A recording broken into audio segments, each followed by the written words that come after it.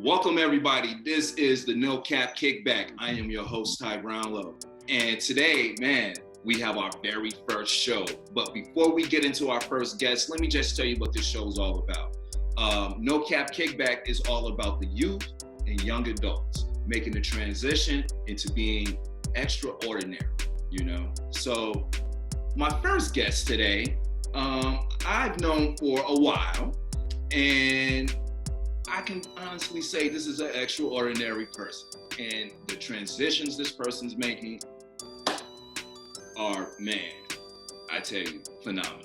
Ladies and gentlemen, my very first guest, welcome, Asani Ross. How are you? Hi, I'm good. How are you? Man, it is very good to see you. You are a senior. You are a class of 2020, correct? Yep. Okay,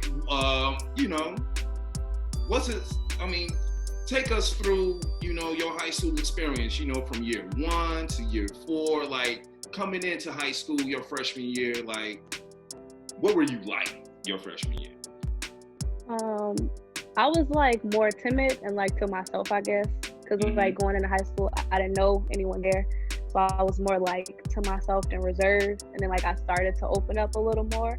But freshman year, you still do little stupid stuff and little stupid mistakes. So you just gotta, like, going through like the rest of high school, I just made smarter decisions and like made sure I didn't do some of the same things that I did freshman year that like made it a little off and whatnot.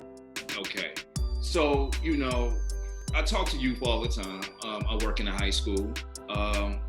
And, a lot of times people talk about, hey, man, I don't like this person over here because of this. And, some of the reasons that they give me for not liking a person or not wanting to hang with a person or what have you, I find very bizarre and very trivial. So can you just tell us a little bit about, how you deal with like cliques and, people who may not have your best interests at heart? I'm non-confrontational. Like in middle school, I was about everything. I did not care. I was like reckless. But like as like growing up, I learned to be non-confrontational. Like I'm not going, if you don't like me, then it's like, okay, you're not gonna touch me. You're not gonna say anything directly to me. So I just ignore it because like I know ain't nothing finna happen. So why am I gonna put my energy into this? Like, cause that's just negative energy. It's just gonna throw off my whole vibe. That's true. And, sometimes people, they just want the drama, They just, man, like, I'm not getting enough, attention from this person or that person. So I'm just going to go out here. I'm going to feed into it. What would you say to those people? I know people like that, sadly, but you just got to ignore them. Like, let them throw their temper tantrums, cause all the drama, because that's all they want is just attention. So if you don't give them an audience, they ain't gonna get no attention. So if they'll leave it alone and die down eventually, but you just gotta just ignore them because giving them attention ain't gonna do nothing but make it worse. I got you, man. I understand.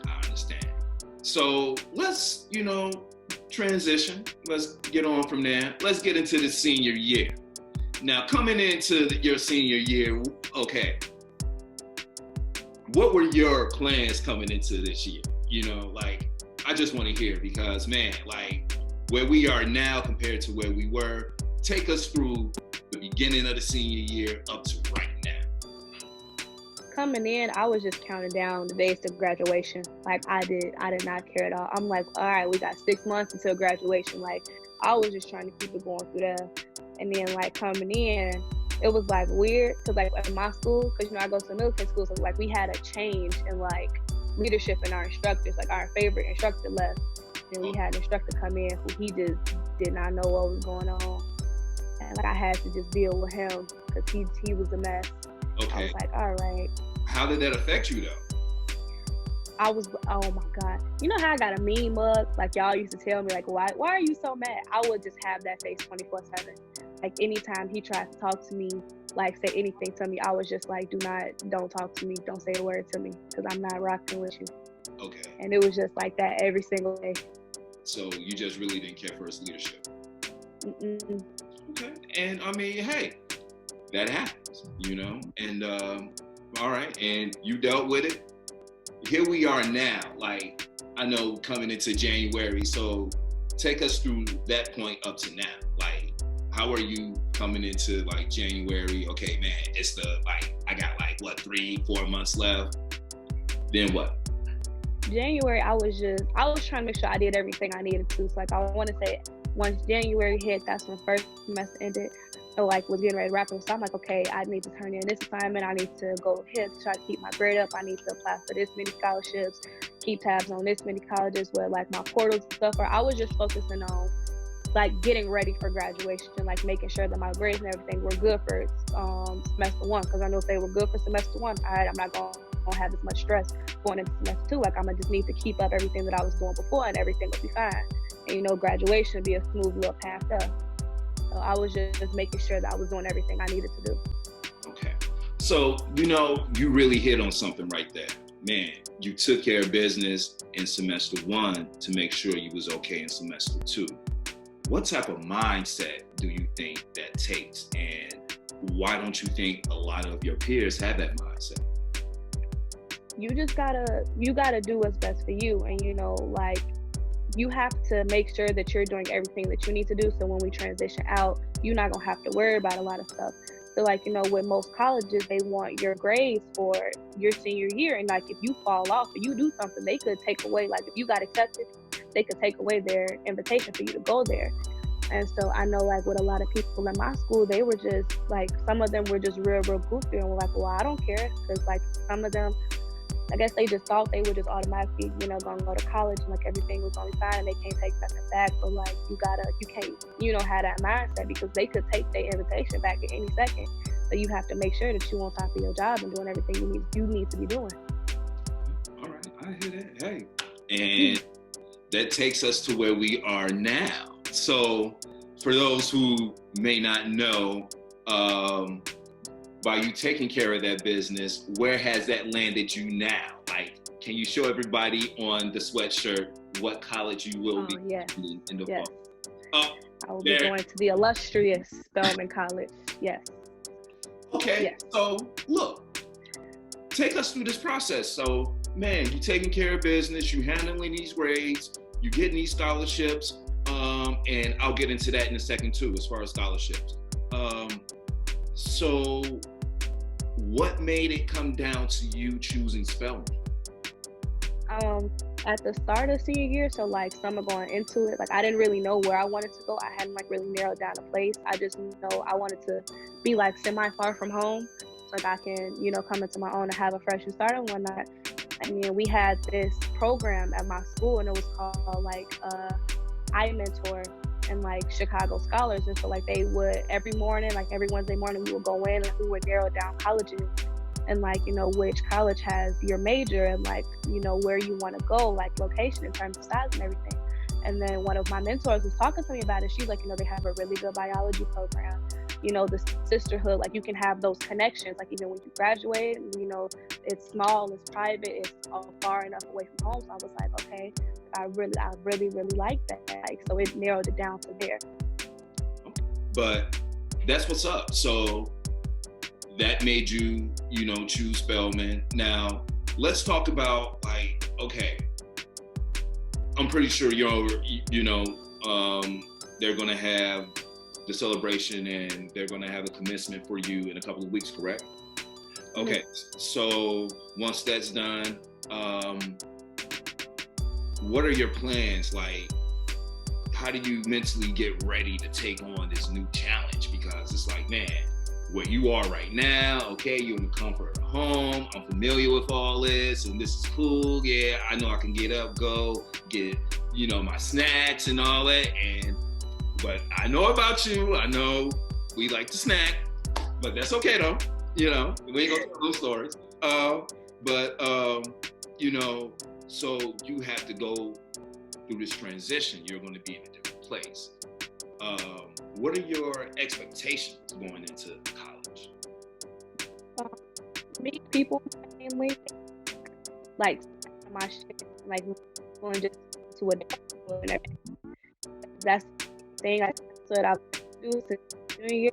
I was like want to make sure, because I wanted to prepare myself for college. Like, okay, I want to, I know I'm going to have to work, so I want to be able to work and, keep up with school and grades and social life and all that. Like, I've been trying to ready that out. And so it's mainly come down to that. And then, like, as far as transitioning to college, I actually got an opportunity to do this. It's like a class thing for like women in STEM for my school. It's like they sent me the opportunity to, apply for it and do it. And like, that's for like a month. So instead of me, because, we've been out of school for like a month or two. And so, I'll still be prepared and like have some knowledge going into school. I'm not just completely blank because I've been out of school for however many months. Like, I'm still getting a chance and I'm able to earn college credit from it. Like, it's like a kickstart jumping me into it. Girl, taking care of business, man. All right. What's going to be your major? Biology. Ooh, okay. All right. Well, you know what? We need you right about now. Seriously, with everything that's going on, we need you right about now. So, you go ahead and do your thing. I'm gonna holler at you in another 5-7 years when you all done and you're Dr. Asani Ross, and you can holler about what's going on out here. Do you have any concerns? Like, what concerns you going from high school to college right now, if anything? Definitely like the schoolwork. Because the school I go to now, it's like, my school isn't as big as like Lane Tech or like a school like that. So, we don't have as many options for like class stuff. And so, a lot of us felt like, well, this was like, a really easy school. So the only thing that's like troubling me is if I'm like underprepared going in there. So like, I know like math, like it's a lot of math stuff that they didn't even teach us that I know I'm going to need. And like, I think like, the math placement test that we have to take, and, you might get put in the remedial course and that doesn't count. Right. So it's like, you gonna have to still, pay to take that class, because the first year you take that class, it's not gonna count towards your credit. Like, that's like my main troubles and everything, like just being underprepared for the material. Okay. Look here, man, Asani Ross, like, seriously, I think that last statement that you made is going to help you stay ahead of the game. And as long as you keep that mentality going in, it will be a smooth transition. Everything will take care of itself. Once you're in the rhythm, you're in the rhythm. Like, it's gonna go quick.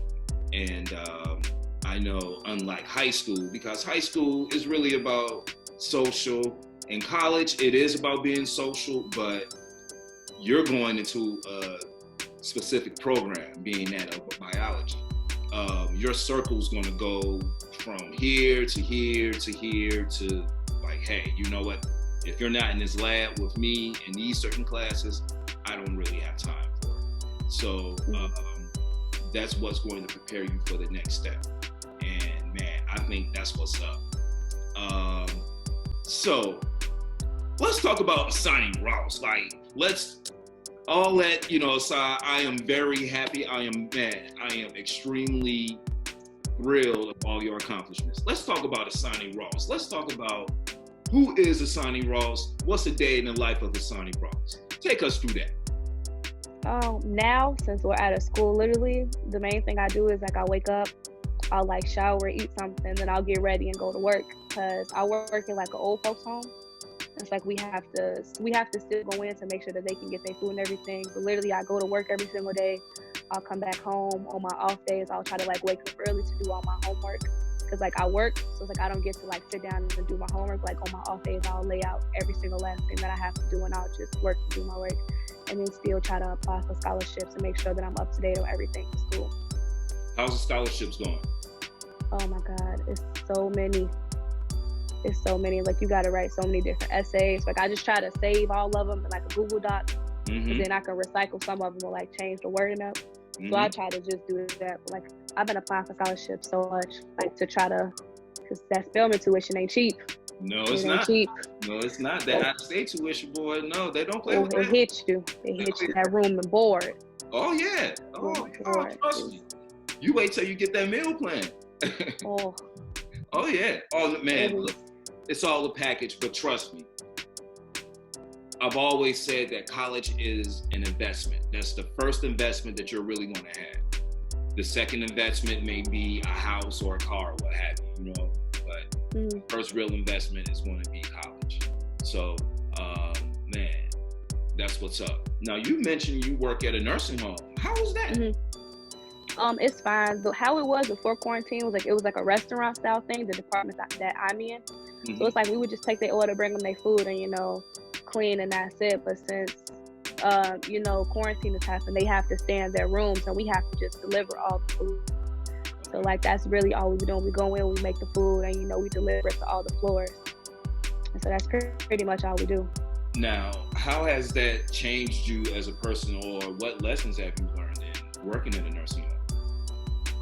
Like, just you gotta really be kind to people, because like, it's some people there who, like, you know, they don't have family, like, they're just there. Or like the people who did have their family, like, it was this one resident, his granddaughter was with him every single night, and he hasn't seen her in, like, since we've been on lockdown, because they haven't been letting residents in. So you just gotta, like, really, really be nice to people, because for like a lot of them, we're the only people that they see every day is when they get their food. And, like, you know, they want to talk and, you know, interact. So you just really got to be nice, because they don't have, like, nobody else, really. Okay. All right. That's what's up. So, man, we're going to shift gears from that real quick. I want to talk about what's going on in Chicago. You know, in the media right now, Aunt Lori Lightfoot, the mayor, you know, there was an incident, I believe, the last week or so, where she addressed some youth at a basketball court about staying in, and as she was walking away, one of the youth basically said to her, well, why don't you all find a cure? Why don't you all, like, do something for us, or something along that nature? Now, you being a teenager, being youth of Chicago, being one of the voices up front, you know, how do you feel about all that? How do you feel about this whole quarantine? How do you feel about all this stay-at-home order? Like, how are your friends and stuff taking all this? A lot of my friends who, like, people who weren't serious before, like, got real serious. Because, like, you know, they're telling us stay in the house. Like, every time I go out, it's like, I got to ride down Lake Shore. It's like people jogging, riding bikes. I went downtown the other day, and it was like people, like, everywhere. And it's like, you know, a lot of us are irritated, because it's like, we can't do anything because y'all aren't staying at home. And then people, like, you know, get mad at, like, Lori Lightfoot saying, oh, why don't you go in the house to find a cure or something like that. Like, it's bigger than her. Like, she can't just do this on her own, but then it's like, you have to do your part too. Like, just go in the house.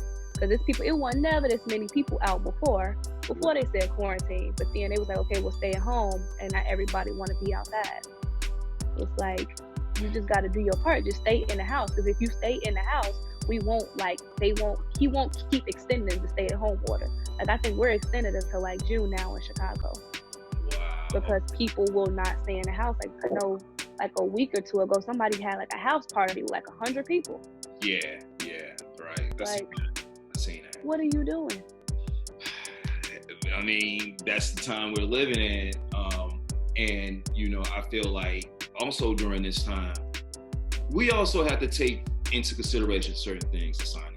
You know people, I know people, especially young people who may be living in homes that are not, man, like, I can't really be at home right now because of, I have domestic violence, I have all kinds of things going, you know, home, you know, here, there's like 8 people here, I don't have a place to sleep, we really don't have a home, so there's a lot of issues that go into some people being out, but as you're saying, like jogging and you're just out kicking it at the court or what have you, man, look, if you know you have the means to be at home, then have the means to be at home.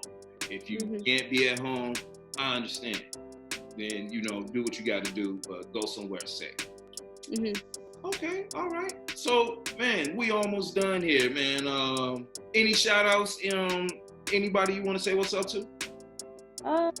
No. She's like, cut it. All right. Well, no, that's what's up. Well, man, look, first and foremost, I want to wish you the very best going forward. I love that you have a plan.